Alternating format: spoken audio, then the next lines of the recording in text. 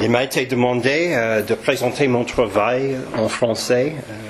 Pour ceci, j'ai bien peur que vous en souffriez, mais le monde a connu une profusion de protestations, de l'Afrique du Nord au Moyen-Orient, en passant par les indignados et les occupiers. Aujourd'hui, je souhaiterais parler de plusieurs moments clés du printemps arabe afin de réviser les paradigmes majeurs de la recherche sur les mouvements sociaux.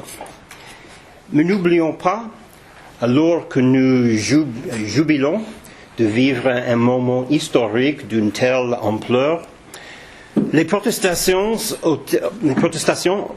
ont été et sont toujours dans le monde entier des événements de la vie quotidienne. La différence étant qu'elles sont généralement passées sous silence, car les médias ne s'intéressent qu'au plus dramatique, au plus intense. La protestation fait partie intégrante de notre existence humaine. Toutefois, elle évolue. Et avec elle, nos théories changent également, mais à un rythme différent. C'est ainsi que grâce à ces nouvelles révolutions, nous pouvons espérer créer de nouvelles théories de la protestation. L'avancée de la recherche a toujours été liée au changement politique. La théorie de la foule provient des révolutions ouvrières du XIXe siècle.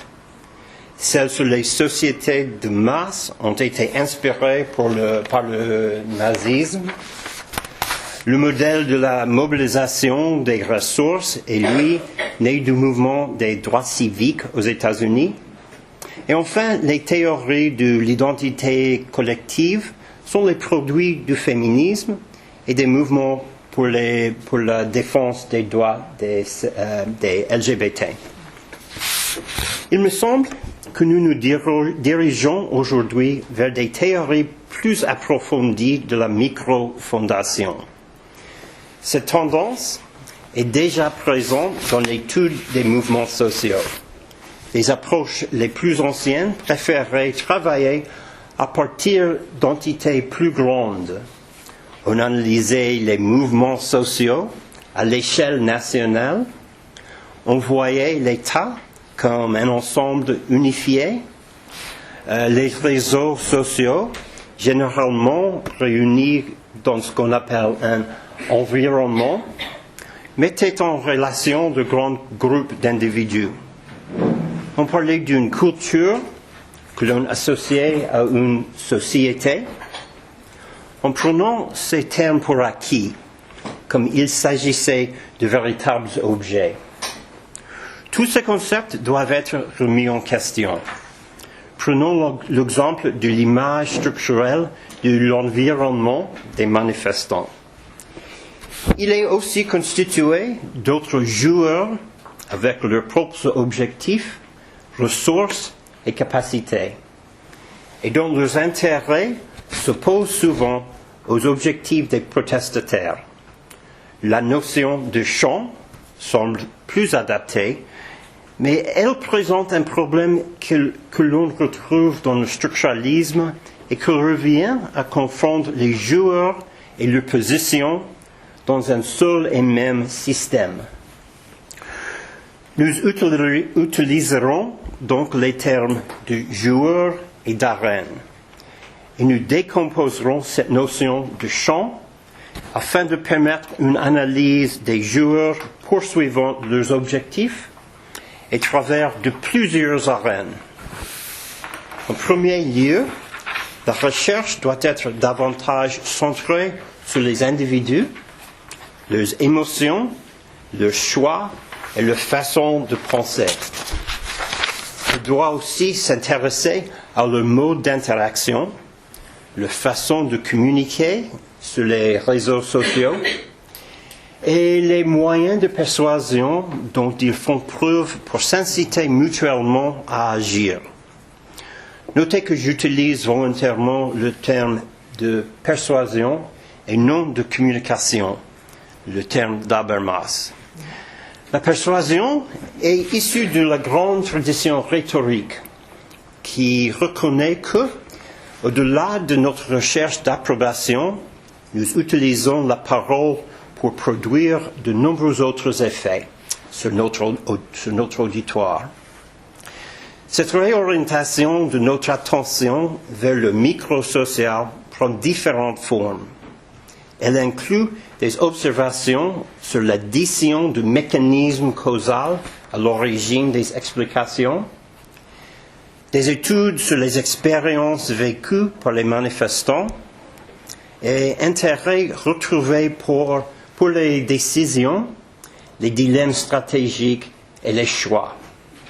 Elle amorce une remise en question de la façon dont chaque militant, en tant qu'individu, évolue à travers de différents mouvements et développe des relations particulières avec chacun d'entre eux. Enfin, il s'agit d'une opportunité pour redécouvrir les émotions qui accompagnent à la fois le passage à l'acte et sa préparation. C'est sur ce dernier point que nous allons travailler aujourd'hui.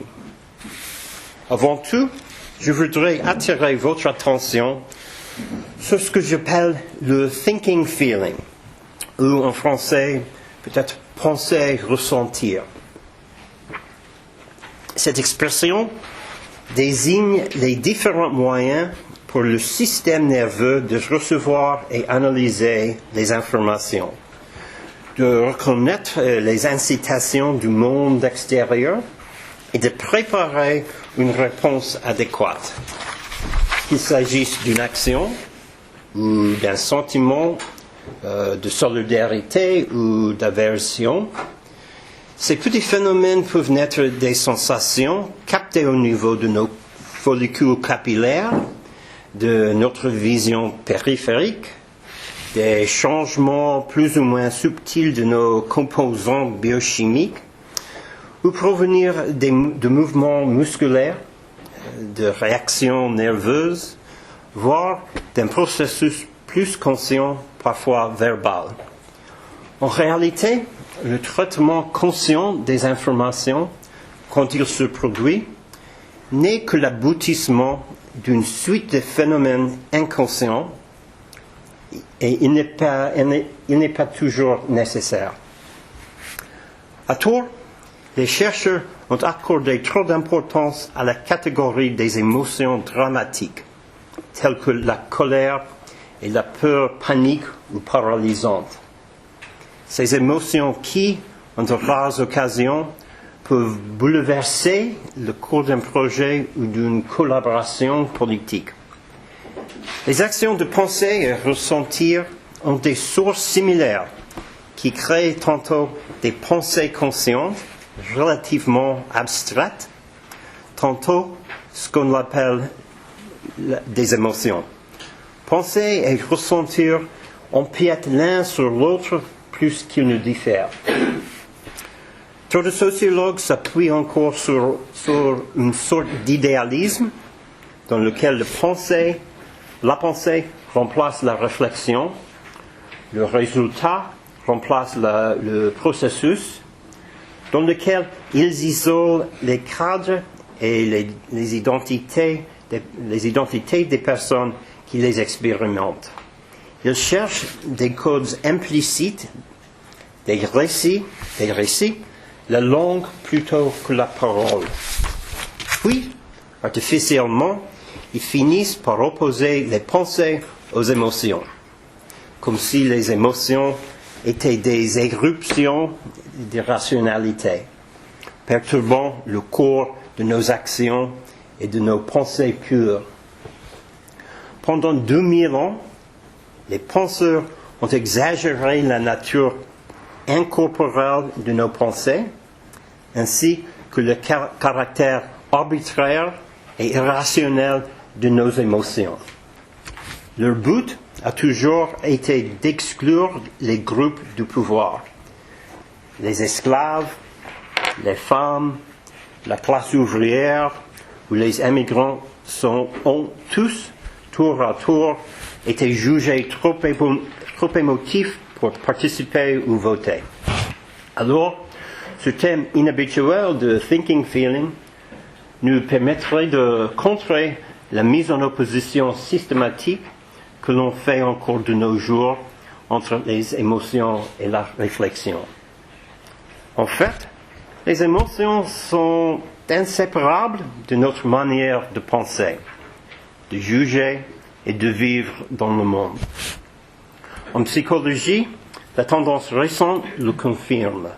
Les spécialistes ont montré à quel point les pensées sont ancrées dans notre corps et à quel point les émotions semblent réfléchies, sensées et fonctionnelles.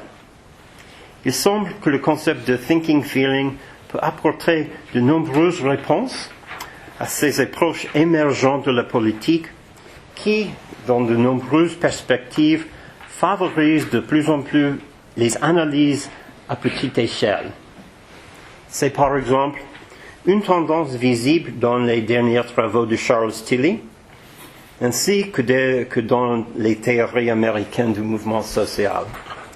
Elle est manifeste dans les travaux d'Alain Touraine et son déplacement du sujet au singulier avec un S majuscule au sujet, au pluriel avec un S minuscule. Nous le retrouvons également dans l'héritage de Pierre Bourdieu. Alors qu'il ne parlait jamais de petits éléments, sont rattachés, parfois très mystérieusement, à de plus grands ensembles. Ces étudiants et les étudiantes de ces étudiants réussissent, quant à eux, à analyser les petites choses comme des entités indépendantes, sans les lier à les catégories structurelles préconçues. Nous le voyons enfin dans les études sur les objets de Bruno Latour et dans la connexion qu'il établit entre les gens et les choses. Dans toutes ces théories, le concept de thinking feeling est, je crois, latent. Afin de le démontrer, je voudrais me tourner vers 3 moments clés des révolutions arabes, puis comparer mon approche avec d'autres théories analytiques plus ou moins récentes sur les mouvements sociaux.